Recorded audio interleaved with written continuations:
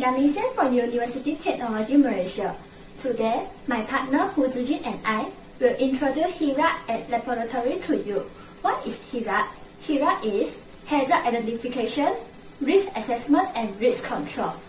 Let's move on to the hazard identification first. As you saw that, when the worker get wire from the concentrated hydrochloric acid, the hydrochloric acid may spread to their skin. This condition is quite ordinary and frequent. If you are lucky, your skin only become red and swollen. In the severe case, the chemical burn extends through your skin and into the fat tissue below. So, how to protect ourselves from hazard? In order to do that, we should carry out the risk assessment to know how serious the hazard affects to people, property, and environment. The formula of risk is equal to severity of consequence times the likelihood of harm. Based on the table of severity of consequence, we can know that the rating is 2 because the concentrated hydrochloric acid will not causing any permanent injury but only causing disability in the most severe case. Then, we look at the table of the likelihood of harm. The rating is 5 since this kind of accident occurs frequently.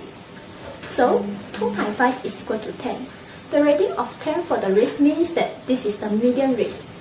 Medium risk requires a planned approach to controlling the hazard and apply temporary measures if it is required. So, let's move on to the risk control action plan. For the risk control action plan, we can refer to the hierarchy of hazard control.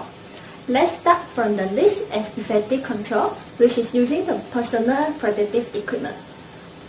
Why should we do this? It's just the least effective action plan. Although this is the least effective action plan, but it's important for us to protect ourselves from the hazard by wearing the PPE properly.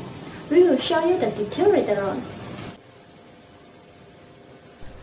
Then the second action plan is using administrative control. For example, we should read all container label and material safety data sheet as well as other reference before conducting experiment. The third action plan is using engineering control. For example, we should provide the local exhaust system and the fume hood that can reduce the employee exposure to the contaminant and hazard. Next, the following action plan is to isolate the hazard. For example, hydrochloric acid should be stored in a cold, dry, well-ventilated area that are away from the source of moisture. Always keep container tightly closed and stored in a safe place. Other than that, we can substitute the hazard by replacing it with a less toxic chemical. For example, we can replace the hydrochloric acid with vinegar to create an acid environment. Last but not least, the action plan is elimination. By reducing the frequency of using concentrated acid, we can reduce the risk of accidents happen. Now, we will move to the SOP to carry out one of our action plan, which is using the personal protective equipment. While performing the laboratory works, never wear short-sleeved t-shirt, short skirt and shorts.